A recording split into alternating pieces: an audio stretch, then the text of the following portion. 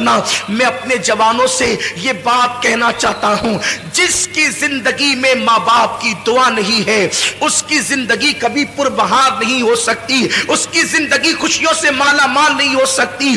آج انسان سب کی دعا لینا چاہتا ہے, ماں باپ کی دعا نہیں لینا چاہتا. مگر یاد رکھیں, آپ کے لیے کوئی بھی بڑے سے بڑا پیر, بڑے سے بڑا عالم, بڑے سے بڑا مفتی, بڑے سے بڑا خطیب, بڑے سے بڑا ادیب اگر آپ کے لیے دعا کر دے, اللہ چاہے تو دعا قبول کرے, اللہ چاہے تو رد کر دے. وہ قادر و قیوم بے نیاز ہے, وہ چاہے جس کی دعا رد کر سکتا ہے, اس کے لیے اس کو کوئی پوچھ نہیں سکتا, اس پہ کوئی فرض واجب نہیں ہے. وہ کرم, وہ قبول کرے تو کرم ہے, رد کر دے تو اس کا عدل ہے. اللہ چاہے جس کی دعا رد کر دے, لیکن سنو سب کی دعا رد ہو سکتی ہے, کسی کی دعا کی قبولیت کی گارنٹی نہیں ہے سوائے ایک دعا کے. میرے کریم آقا فرماتے ہیں کہ جب ماں باپ اپنی اولاد کے لیے دعا کرتے ہیں تو اللہ ان کی دعا رد نہیں کرتا بلکہ قبول کر لیتا ہے. حضور فرماتے ہیں دعا والدی لے ولدی کا دعائی لکم,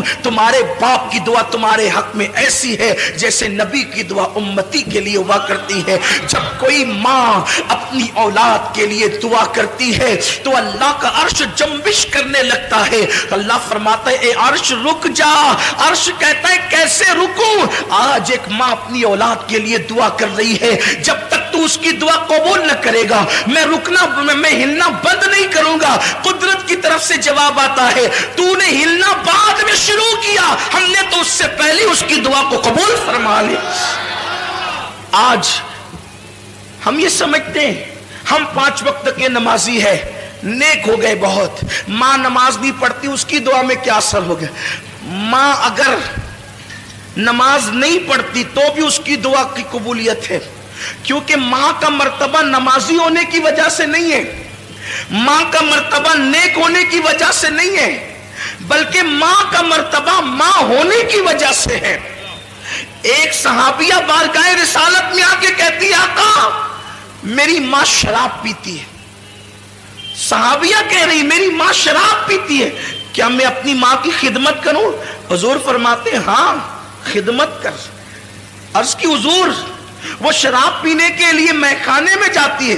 حضور فرماتے ہیں محبت سے سمجھا, اور اگر نہ مانے جب وہ شراب پی کے بے ہوش ہو جائے تو ادب سے اس کو اٹھا کر لا اور اس کے بستر پہ لٹا دے. یہ اسلام کی تعلیم ہے. لیکن آج ماں باپ کے ساتھ اس نے سلوک نہیں ہے.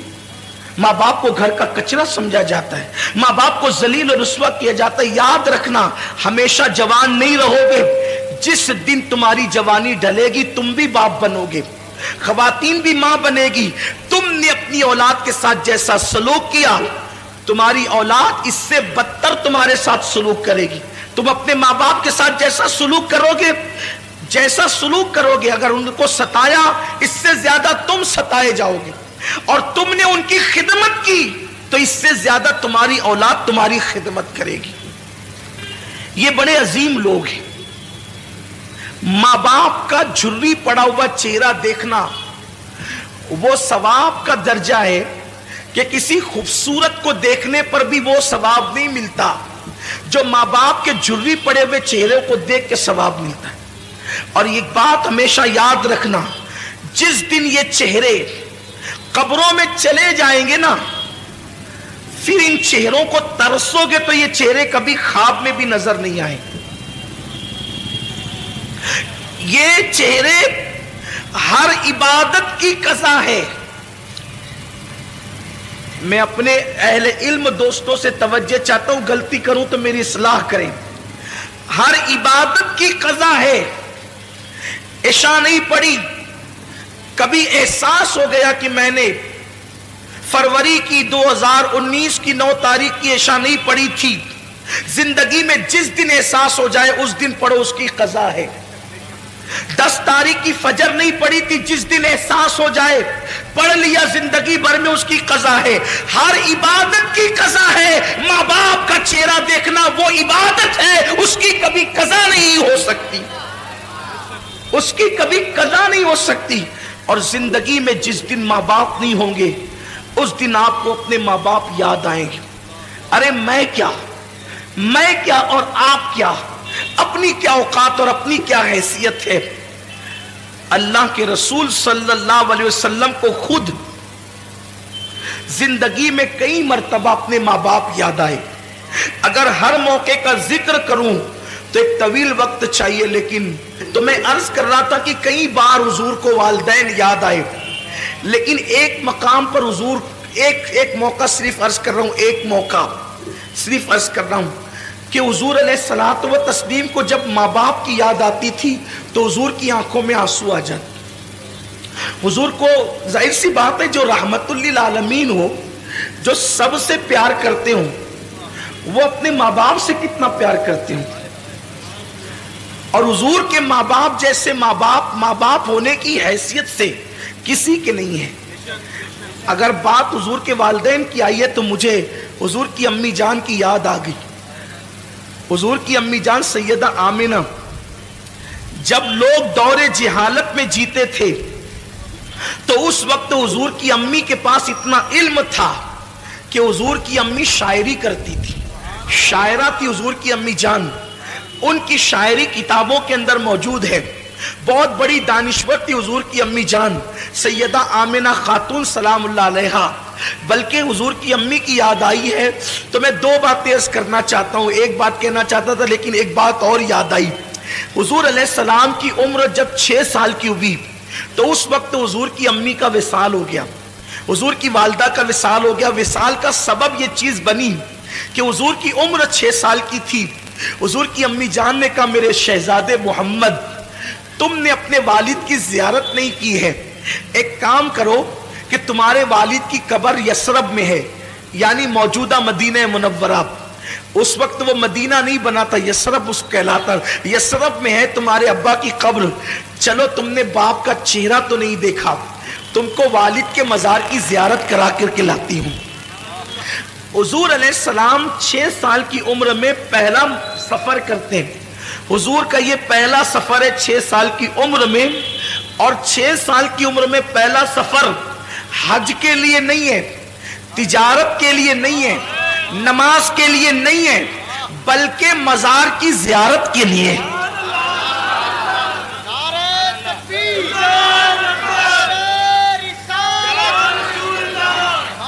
بڑی معذرت کے ساتھ جو دوست قبروں کے مخالف ہیں، مزارات کی زیارت کے مخالف ہیں، میں ان کو کہنا چاہتا ہوں کہ حضور نے تو زندگی کا پہلا سفر مزار مقدس کی زیارت کے لیے کیا، اور وہ بھی اپنے والد کے مزار کی زیارت کے لیے. 6 سال کی عمر میں حضور اپنی امی سے کہتے ہیں امی ٹھیک ہے. دراصل بات یہ تھی کہ حضور اپنی ماں کے پیٹ میں تھے اور صرف 2 مہینے یا 3 مہینے یا 4 مہینے کے اندر حمل کی شکل میں تھے.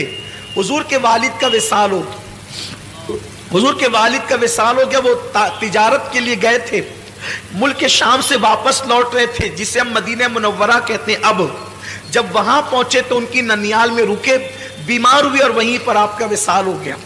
تو حضور کی امی نے کہا تھا بیٹا چلو میں تمہیں اب تمہارے والد کی مزار کی زیارت کرا دوں.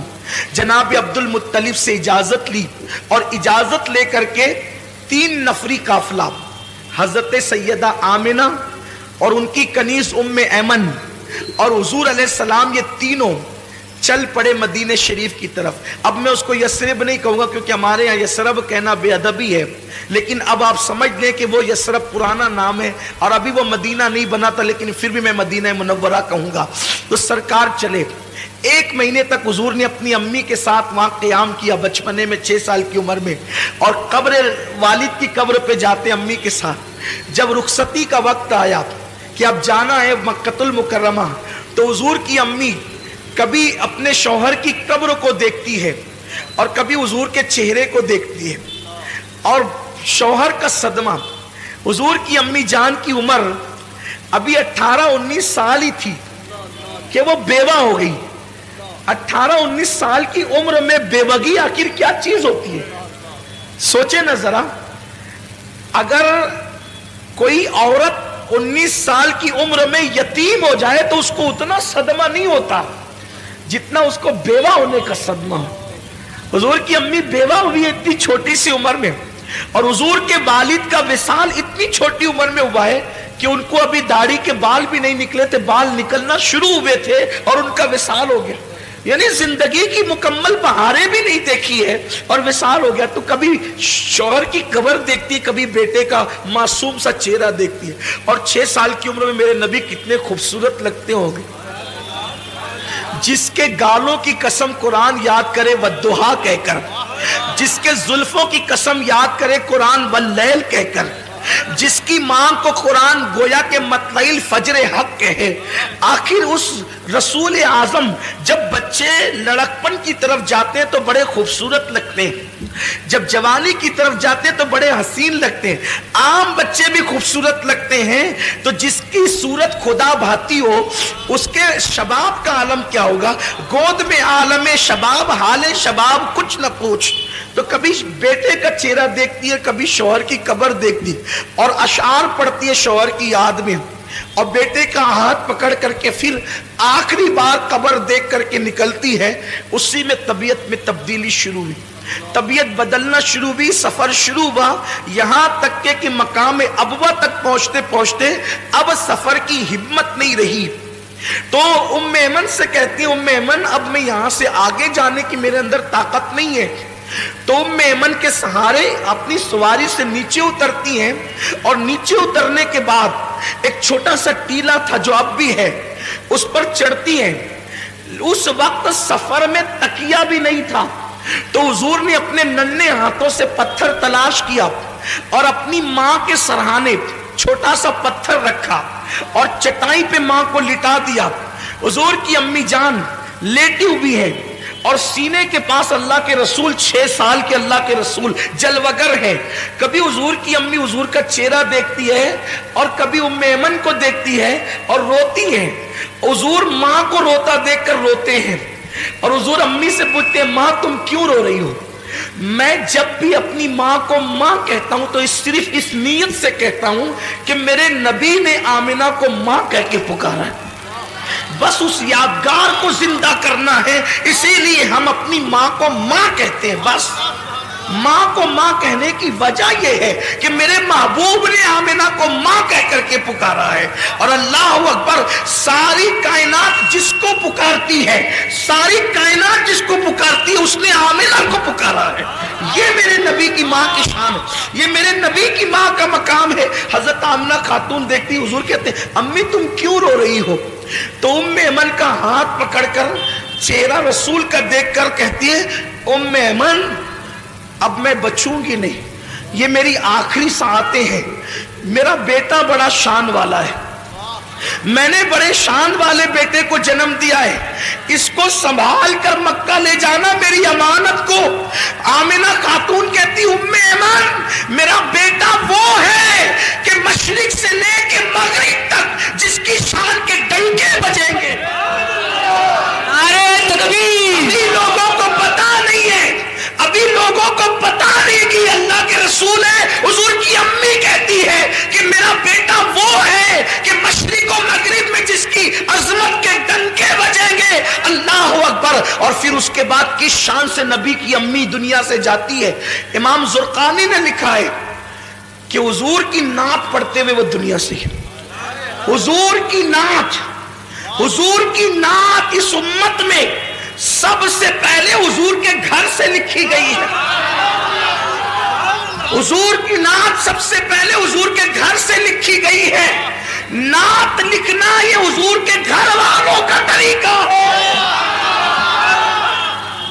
حضور کے گھر سے حضور کی نعت سب سے پہلے نعت حضور کے گھر میں لکھی گئی. یا تو حضور کے چچا حضرت ابو طالب نے نعت لکھی یا حضور کی امی جناب آمنہ نے حضور کی نعت لکھی. اب حضرت آمنہ نے کیا لکھا؟ حضرت آمنہ کے جو اشعار ہے اس کا مفہوم پیش کر رہا ہوں. وہ کہتی ہیں، ہر نئی چیز پرانی ہو جائے گی، ہر نئی چیز پرانی ہو جائے گی، ہر عروج کو زوال آئے گا. فرماتی ہے مگر مجھے کوئی بھلا نہیں سکے گا، مجھے کوئی بھلا نہیں سکے گا. ذرا دیکھیں تو کیوں نہیں بھلائے گا؟ وہاب کی بیٹی ہے اس لیے عبد المطلب मुत्तलिब की बहू है इसलिए, अब्दुल्ला की बीवी है इसलिए, अरब की खातून है इसलिए, कुरैशी है इसलिए। कहती है कि मुझे भुलाया नहीं जाएगा, हर नई चीज पुरानी होगी, हर उरूज को ज़वाल आएगा, मुझे भुलाया नहीं जाएगा, क्योंकि मैंने ऐसे बेटे को जन्म दिया है। इसकी वजह से मेरा तज़किरा मशरिक़ व मग़रिब में। नारे तकबीर, नारे रिसालत, अज़मत मुस्तफा, सुभान अल्लाह, सुभान अल्लाह। इसकी वजह से मेरे बेटे का फैजान दुनिया में आम होगा। गोया के नबी की नबूवत का और किस शान से दुनिया से जा रही है। रसूल के चेहरे पे नजर है, जबानों पे नाते मुस्तफा है, और इसी शान से वो दुनिया से रुखसत होती है। रोते हुए अचानक आंखें बंद हो जाती है। जब माँ की आवाज बंद हो गई और आंखें बंद हो गई, हुजूर अपनी माँ को हिला के, अम्मी तुम बोलती क्यों नहीं? एक 6 साल के पैगंबर के जज्बात थे, मासूम जज्बात। अम्मी तुम बोलती क्यों नहीं? उम्मे ऐमन ने हुजूर को पकड़ के सीने से लगाया, कहा शहजादे जो दुनिया से चले जाते हैं वो बोला नहीं करते, जो दुनिया से चले जाते हैं वो, मेरा ईमान है। खैर से उम्मे ऐमन ने हुजूर को मना कर दिया। अल्लाह की इसमें हजारा हिकमतें थी। अगर हुजूर दूसरी मर्तबा बोल देते ना कि अम्मी तुम बोलती क्यों नहीं, तो तारीख गवाह हो जाती कि हुजूर की मां बोल पड़ती। जिसके इशारे से संगरेजे बोलते हैं, जिसके इशारे से पागल ऊंट बोलते हैं, जिससे हरनी बातें करती है, उम्मे ऐमन ने कह दिया शहजादे जो दुनिया से चले जाते हैं वो बोला नहीं करते, बल्कि उनको फिर कब्र में दफन कर दिया जाता है। तो माँ को कब्र में रखना है। मैं अपने अल्फाज के जामे में तारीखी हवाले पढ़ रहा हूँ कि माँ को कब्र में रखना है। तो हुजूर ने नन्ना सा पत्थर अपने हाथ में लिया, नन्हे से गोरे गोरे खूबसूरत हाथों में, और उस टीले को उम्मे ऐमन के साथ खोदना शुरू किया। दाऊद अलैहिस्सलाम के हाथों पर अल्लाह ने लोहे को नरम कर दिया और हुजूर के हाथों पर वो टीला नरम हो गया। उम्मे ऐमन के साथ मिलकर अल्लाह के रसूल ने माँ की कब्र खोदी। शायद ये पहली और आखिरी कब्र थी जिसको रसूलुल्लाह ने अपने हाथों से खोदी थी, और खोद करके फिर माँ को लिटा दिया और मिट्टी बराबर कर दी। उम्मे ऐमन हुजूर को देखती है और कहती है चलो मक्के चलना है। हुजूर बड़ी मासूमियत से पूछते हैं उम्मे ऐमन मेरी अम्मी, उम्मे ऐमन मेरी अम्मी।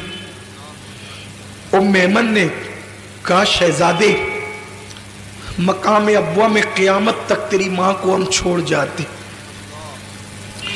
जैसे हाथ पकड़ा और नीचे उतरी, हुजूर ने हाथ छुड़ा दिया। उम्मे ऐमन कहती हुजूर ने हाथ छुड़ा दिया और दौड़ते हुए कहीं चले गए। मैं ढूंढने लगी, कहीं नहीं मिले।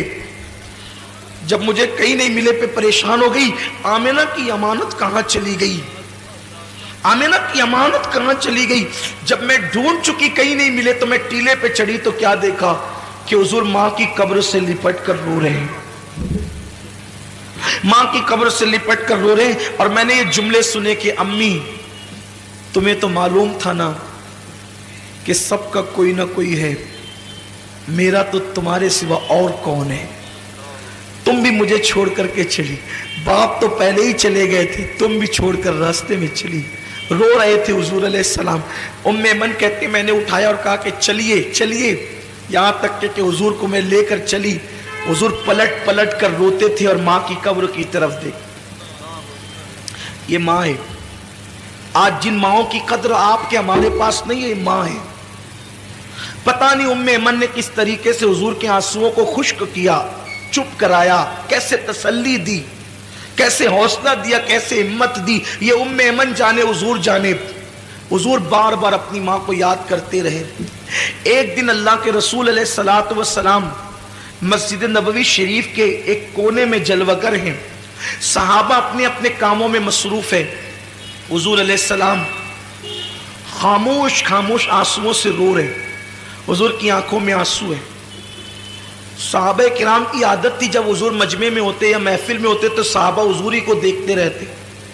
جب سرکار کو روتے ہوئے صحابہ نے دیکھا تو دوڑ پڑے حضور کی طرف, کیونکہ حضور کی تکلیف ان کو اپنی تکلیف سے زیادہ گرا تھی اور حضور کی خوشی اپنی خوشی سے زیادہ پسند تھی.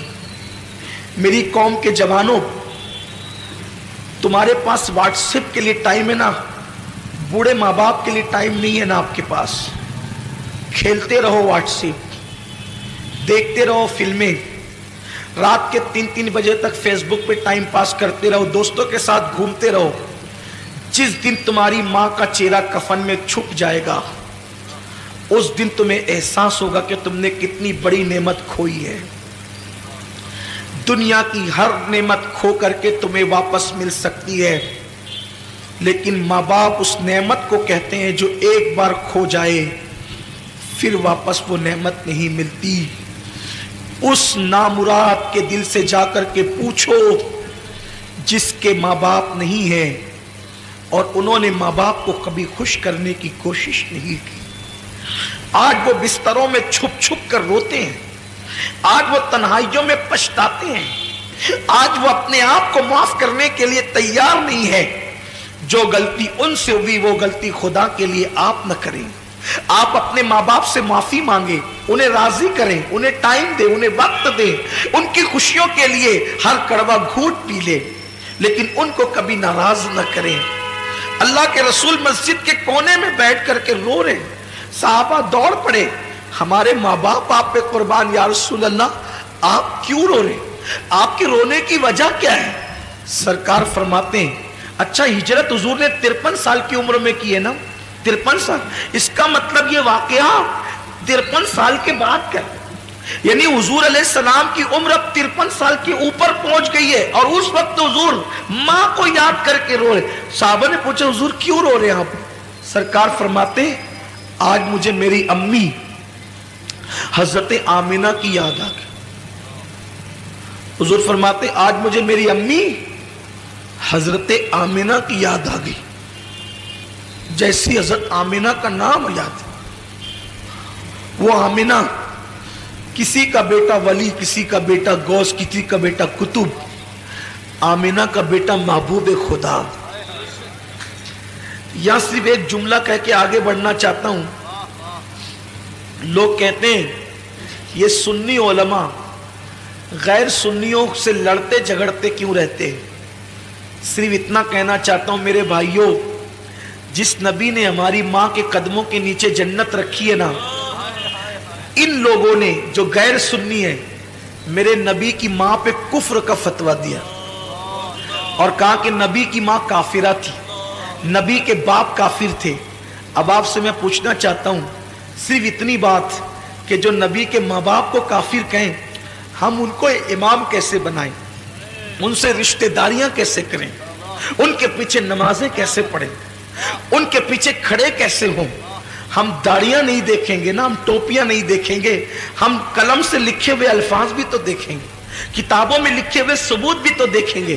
میرے آقا صلی اللہ علیہ وسلم کے دیوانوں, نماز پڑھنے سے پہلے دیکھ لیا کرو نبی کے ماں باپ کو کافر کہنے والا امام ہے یا نبی کے ماں باپ پہ قربان ہونے والا امام ہے. اس لیے کہ شفاعت آپ کو بھی لینی ہے, شفاعت مجھے بھی لینی ہے. قیامت کے دن اگر تم نبی سے شفاعت کی بھیک مانگنے کے لیے گئے اور حضور نے کہہ دیا جو میری ماں کو کافر کہتا تھا تو اس کے پیچھے نماز پڑھتا تھا, تو آپ کے پاس جواب کیا ہوگا؟ یہ میں کچھ نہیں کہنا چاہتا, آپ کے ایمان کو چھوڑنا چاہتا ہوں. حضور مسجد کے کونے میں بیٹھ کر روتے ہیں اور سرکار سے پوچھا کہ حضور کیوں رو رہے ہیں؟ آقا فرماتے ہیں میری امی حضرت آمینہ کی یاد آ گئی. صحابہ سب مل کے رونے لگے, حضور کے ساتھ رونے میں شامل ہو گئے. حضور کی امی یاد آئی ہے, آج نبی کو اپنی والدہ یاد آئی, ماں یاد آئی ہے نبی کو. پھر روتے روتے حضور علیہ السلام کو کچھ افاقہ ہوتا ہے تو سرکار اپنے صحابہ سے کہتے ہیں اے میرے صحابہ, اس وقت میری ماں حضرت آمینہ حیات ہوتی تو کیا ہوتا, کیسا ہوتا, کیا حال ہوتا؟ صحابہ کہتے حضور کیا ہوتا؟ آقا فرماتے میں تمہیں عشاء کی نماز پڑھا رہا ہوتا, میں تمہیں عشاء کی نماز پڑھا رہا ہوتا اور میری امی مجھے آواز دیتی محمد ادھر آؤ، میرے بیٹے محمد ادھر آؤ، میری ماں مجھے آواز دیتی، سرکار فرماتے میں کیا کرتا؟ صحابہ نے کہا کیا کرتے؟ حضور فرماتے میں نماز کو چھوڑ دیتا اور لبیک کہتے ہوئے اپنی ماں کی بارگاہ میں پہنچ۔ یہ ماں ہے، یہ ماں کا مرتبہ ہے۔ لیکن آج میرا جوان کیرم چھوڑ کر کے ماں کے پاس آنے کے لیے تیار، موبائل کا گیم چھوڑ کے اپنی ماں کے پاس، باپ کے پاس آنے کے لیے تیار نہیں ہے۔ حضور فرماتے جو ماں باپ کی نافرمانی کرے گا وہ جنت کی خوشبو سے بھی محروم کر دیا جائے گا۔ یاد رکھنا، کتنے بھی بڑے منصب پہ فائز ہو جاؤ، ماں باپ سے تم کبھی بے نیاز نہیں ہو سکتے۔ جناب موسیٰ سے اللہ نے کہا تھا موسیٰ ذرا سنبھل کر آنا۔ عرض کی مولا طور پر تو ہمیشہ آتا ہوں، پہلی بار تو نہیں آیا۔ ارشاد ہوا جب تم گھر سے نکلتے تھے تو ماں آنچل پسار کے دعا کرتی تھی اللہ میرے موسیٰ کی طبیعت میں غصہ اور جلال زیادہ ہے، اگر تجھ سے کلام کرتے ہوئے آواز اونچی ہو جائے تو تو درگزر کر دینا، درگزر کر دینا، آواز اونچی ہو جائے تو۔ موسیٰ اب تیرے پیچھے دعا کرنے والی ماں نہیں رہی، اس لیے کہا جا رہا ہے ذرا سنبھل کر آنا۔ اللہ کے کلیم کو کہا جاتا ہے پیٹ کے پیچھے دعا کرنے والی ماں اب تیرے گھر میں نہیں ہے تو ذرا سنبھل کر آنا۔ غور تو کریں آپ، نبی سے کہا جا رہا ہے ماں کی دعا کیا ہے؟ ساری دنیا مخالف ہو جائے بد دعا کرے، تنہا ماں دعا کرے، اللہ ماں کی دعا قبول کرے، سب کی بد دعا رد کر دے، اور تنہا ماں بد دعا کرے اور پوری دنیا مل کر دعا کرے تو اللہ سب کی دعا رد کر دے، ماں کی بد دعا قبول کر لے۔ ایک دن حضرت موسیٰ علیہ السلام جنگل میں چل رہے، چلتے چلتے تھک گئے، چلتے چلتے تھک گئے، اللہ سے کہتے مولا تھک گیا ہوں، سواری نہیں ہے۔ اللہ نے فرمایا ایک میرا بندہ ہے اس سے جا کر کہو۔ حضرت موسیٰ گئے، اس سے کہا میرے پاس سواری نہیں ہے۔ اس نے دعا کی اللہ بادل زمین پہ بھیج تاکہ میں تیرے اس بندے کے لیے سواری کا انتظام کروں۔ بادل زمین پہ اتر آیا، اس نے کہا جناب چڑھیے اور بادل پہ چڑھ کر کے جہاں جانا چاہتے جائیے۔